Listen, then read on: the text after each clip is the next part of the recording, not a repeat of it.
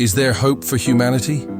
If hope exists, does that mean Pandora's box has been opened? Because hope is at the bottom of Pandora's box. But since hope dies last, does that mean we all have to die for hope to come out of the box? Welcome to a new video. I hope it will teach you something new, or give you a different perspective on things. Ever since the conflict in Ukraine began, we've heard a lot about red lines.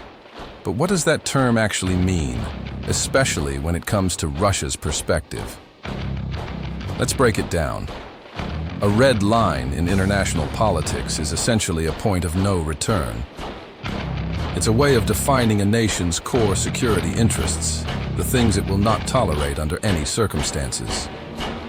For Russia, these red lines are deeply tied to its history, geography, and its view of its place in the world. From Moscow's viewpoint, one of the biggest red lines has always been the eastward expansion of NATO. The idea of NATO military infrastructure appearing right on its border, particularly in Ukraine, a country with which it shares deep historical and cultural ties, has been described as an unacceptable scenario.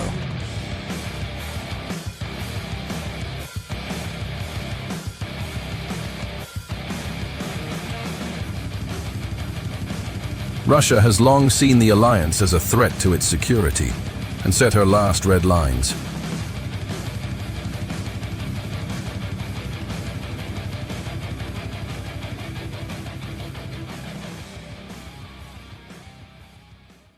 In light of the newly announced negotiations between Russia and the USA, a new map has allegedly appeared on which Russia has drawn its extreme red lines.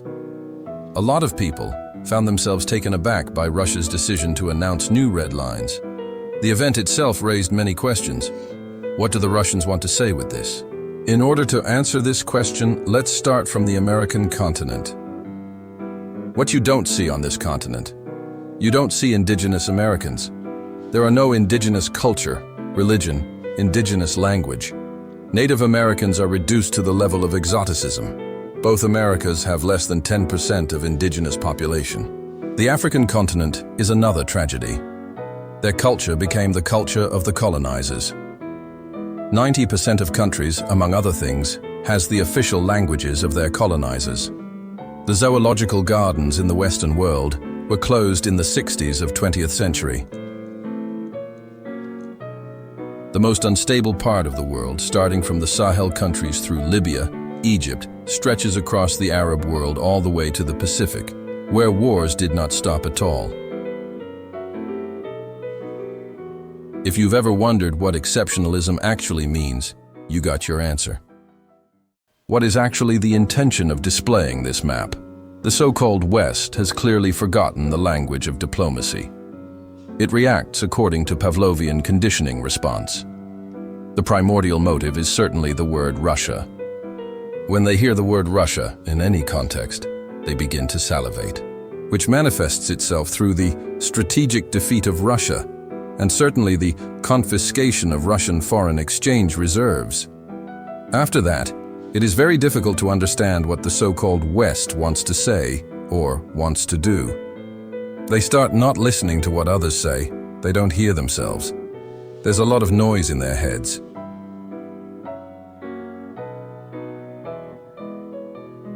And Russia's message is very simple. The message is that the so-called West has more chances to negotiate over that map than over their terms for a ceasefire in Ukraine, for peace in 24 hours, the 28-point peace terms, or any other number of terms. Russia has sent its conditions to Ukraine, and the authorities in Ukraine should decide. Not the USA, not the EU, not NATO. All these analyses about some kind of agreements, concessions are just empty talk.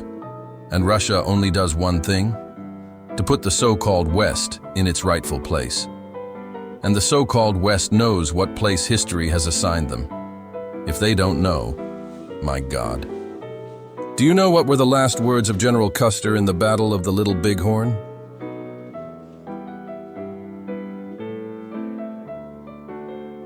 Cease fire, cease fire. We will send you blankets.